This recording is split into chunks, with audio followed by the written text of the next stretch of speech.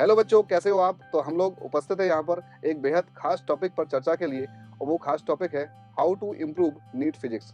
मैं senior physics faculty DP Singh, Aakash Byju's Kota, और हमारे साथ इस चर्चा पर उपस्थित है BN sir, senior physics faculty Aakash Byju's Kota.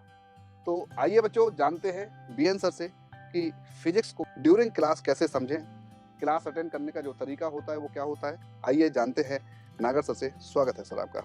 भी सर, बच्चों को जो क्लास अटेंड करना है उसका सबसे जो सही तरीका है कि पूरे साल के दौरान जैसे बच्चों का एडमिशन होता है, बच्चों को जो क्लास में पढ़ाया जाता है, जो होमवर्क दिया जाता है, उसको बिल्कुल सिस्टमेटिक तरीके से चलाना है। रोज होमवर्क में 15 से 20 क्वेश्चन दिए जाते हैं। 20 क्वेश्चन को रोज सॉल्व करना है और उसके जो भी डाउट्स आते हैं उन डाउट को डेली डाउट काउंटर पे या टीचर्स भी जब भी अवेलेबिलिटी होती है टीचर से डिस्कस करना है। अगर बच्चा पूरा फेथ रख के ऑनेस्टी से अगर वो जो वर्क दिया जाता है अगर उसको सिस्टमेटिक सॉल्व करता है और डेली क्लास अटेंड करता है तो बहुत ही बढ़िया परफॉर्म कर सकता है। अच्छा सर, आपने दो बातें बताई, वो बहुत ही ज़्यादा बेनिफिशियल है।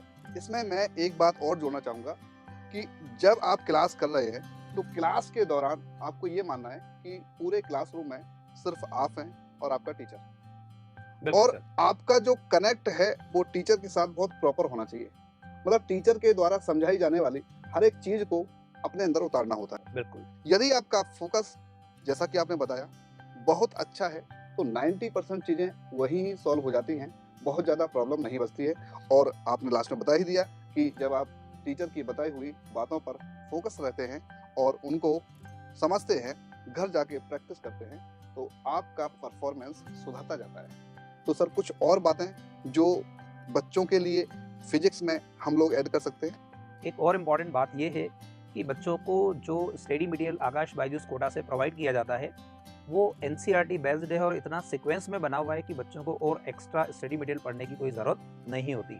अगर वो उसकी बार बार सिस्टमेटिक प्रैक्टिस करता है और उसके जो भी डाउट्स उसको क्लियर करते हुए चलता है तो पूरे सेशन के दौरान अगर उसकी क्लास मिसिंग नहीं हो, मतलब कोशिश करे बच्चा कि उसकी कोई क्लास मिस नहीं होगी। क्लास मिस करने से भी वो सारी चीज़ें छूट जाती है। तो रेगुलर क्लास करें, रेगुलर होमवर्क करें और जो अपने डाउट्स है उनको डिस्कस करते हुए चले तो वो बहुत ही बढ़िया परफॉर्म कर सकता है। एक चीज़ और कहना चाहूँगा मैं, बच्चों को खुद पे विश्वास रखना है, दूसरों से कंपेयर नहीं करना है और अपने खुद के पोटेंशियल को विजुलाइज करके उस पोटेंशियल को आगे बढ़ाना है तो बच्चा अच्छा परफॉर्म करके फिजिक्स में आगे बढ़ेगा।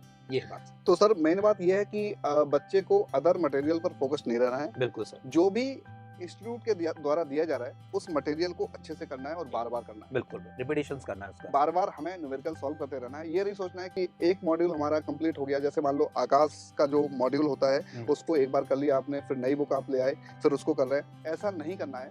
सर का कहने का मतलब ये है, बार बार उसी मॉड्यूल को करना है, उन्हीं क्वेश्चंस को बार बार करना है, जिससे कि कॉन्सेप्ट आपके दिमाग में उतर जाए और फिर वो कॉन्सेप्ट इस तरीके से आपकी आदत में आ जाए, कभी भी उस कॉन्सेप्ट पर आधारित सवाल आप करें तो फटाफट आप सवाल को कर लो। बिल्कुल सर, मेरी तरफ से एक और पॉइंट है जो फिजिक्स को इंटरेस्टिंग बना सकता है। क्या सर?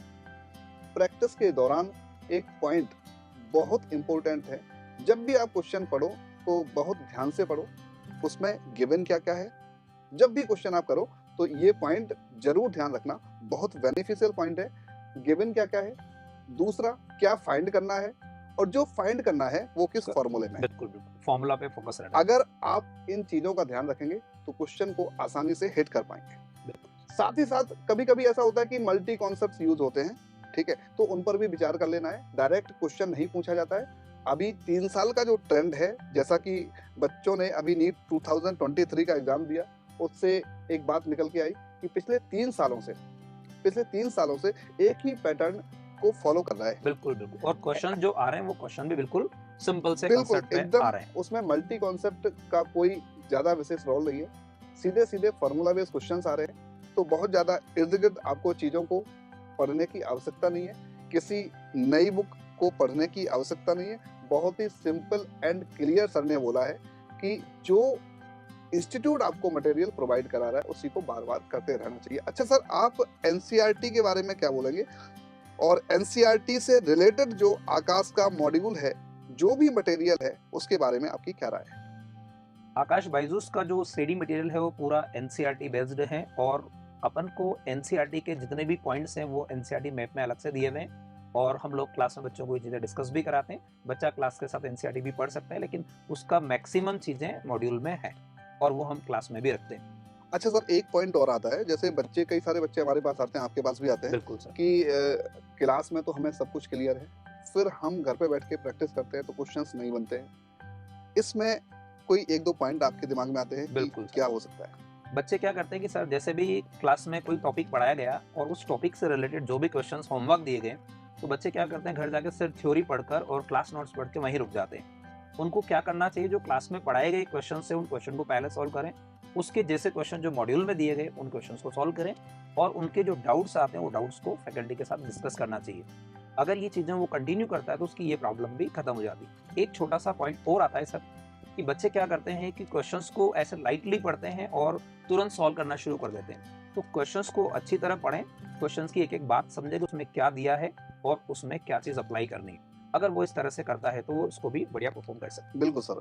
कई सारे कॉन्सेप्ट्स होते हैं जो जल्दी दिमाग में नहीं बैठते हैं। उन कॉन्सेप्ट को अपना बनाने के लिए आपको क्या करना है, जो कॉन्सेप्ट आप भूल रहे हो, उनको या तो अलग से डायरी में नोट कर लेना बिल्कुल है सर। या फिर हाइलाइट कर लेना है। बिल्कुल, हाइलाइटेड से आप हाइलाइट और कर सकते हैं। ऐसा आप फिजिक्स में नहीं, अदर सब्जेक्ट में भी कर सकते हैं, बिल्कुल सर। तो बेनिफिट आपका बहुत ज़्यादा होगा। अच्छा, हाइलाइट करने का फ़ायदा क्या है? ऐसा नहीं कि हाइलाइट करके छोड़ दिया। आप हाइलाइट करो, जो भी चीज़ें आप भूल रहे हो, फिजिक्स, केमिस्ट्री, जियोलॉजी, बॉटनी, जो भी चीज़ें आप भूल रहे हो, हाइलाइट करो। हाइलाइट करने के बाद एक दिन छोड़ के एक दिन उनको रिवाइज़ करते रहो। उन पर बेस्ड सवालों की आप प्रैक्टिस करते रहो, तो ये भी बहुत वैलिड पॉइंट साबित होगा। तो सर, एक और वैलिड सवाल है कि बच्चे मिनिमम टाइम में अच्छा स्कोर कैसे लाएँ फिजिक्स में एग्ज़ाम सर। के दौरान? बिल्कुल। देखो, बच्चों जो नीट का पेपर होता है उसके जो 50 क्वेश्चंस आते हैं, उन 50 क्वेश्चंस में 30 क्वेश्चंस तो बहुत ईज़ी ही होते हैं जो हर बच्चा कर सकता है अगर उसने पूरे साल के दौरान सिस्टमैटिक तरीके से पढ़ा है और अपने मॉड्यूल के क्वेश्चन सॉल्व किए।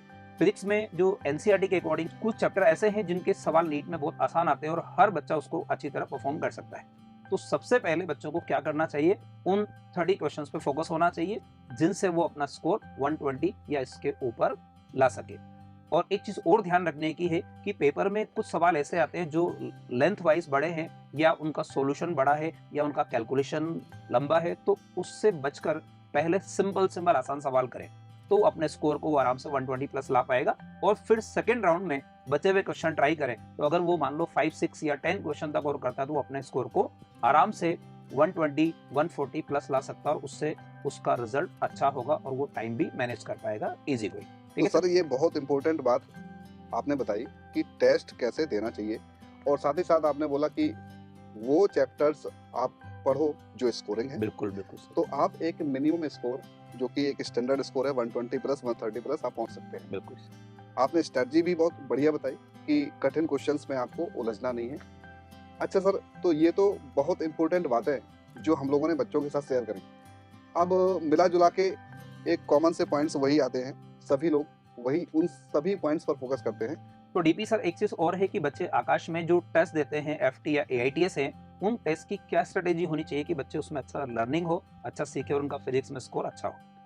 सर, पहली बात तो ये कि टेस्ट बच्चे को छोड़ना नहीं है, बिल्कुल सर। और टेस्ट देने के पहले एक प्रॉपर तैयारी में जाना है। मतलब तैयारी करना है आपको, ऐसा नहीं कि रैंडमली टेस्ट आया और आप चले गए मुंह उठा के। बिल्कुल। आपको क्या करना है, प्रॉपर जैसे नीट की तैयारी होती है ऐसे ही हर टेस्ट की तैयारी करना है। हर पेपर को नीट का पेपर समझ के, हर पेपर को नीट का पेपर समझ के देना है, और ये समझना है कि इसमें मैं मैक्सिमम मार्क्स कैसे लाऊं। बिल्कुल सर। उन मैक्सिमम मार्क्स के लिए आपको मेरे बताए हुए जो पॉइंट्स हैं उन पर फोकस रहना है। तो सर, हमारे यहाँ 2 पैटर्न हैं टेस्ट में जो कि बहुत पॉपुलर है हर जगह। एक तो एफटी और एक AITS. AITS all India base होता है, आकाश बायजूस की अगर बात करें। बिल्कुल। एआईटीएस ऑल इंडिया बेस है, एफटी हमारा साथ साथ चलता रहता है। बिल्कुल। सिलेबस आगे बढ़ता रहता है, एफटी चलता रहता है। तो एफटी में जो क्वेश्चंस होते हैं वो बहुत ही आसान नीट बेस्ड क्वेश्चन होते हैं। एआईटीएस में थोड़ा ऊपर क्वेश्चन हम लेते हैं, उसका लेवल थोड़ा अच्छा रखते हैं, बिल्कुल, जिससे कि बच्चा अपनी रैंक सुधार पाए। बिल्कुल जरूरी है sir. All India exam complete कर रहे हैं तो आपको लेवल थोड़ा ऊपर रखना है।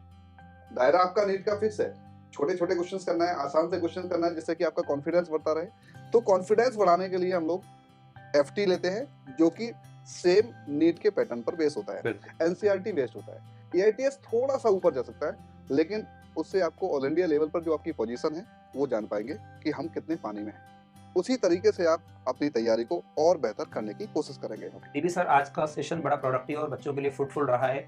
और भी कुछ कहना चाहेंगे सर इसके बारे में? सर, आज लगभग हम लोगों ने सारे पॉइंट्स कवर कर लिए और अगर बच्चा इन पर काम कर लेगा, अप्लाई करेगा, तो डेफिनेटली उसको बहुत फायदा होगा और बिल्कुल। फिजिक्स की जो दूरियां हैं वो घटने लगेगी। बिल्कुल। मेरा लास्ट में सर यही है कि जब भी आपकी दिन की शुरुआत हो, 3 शब्दों से हो: कोशिश, सच और बिल्कुल। विश्वास।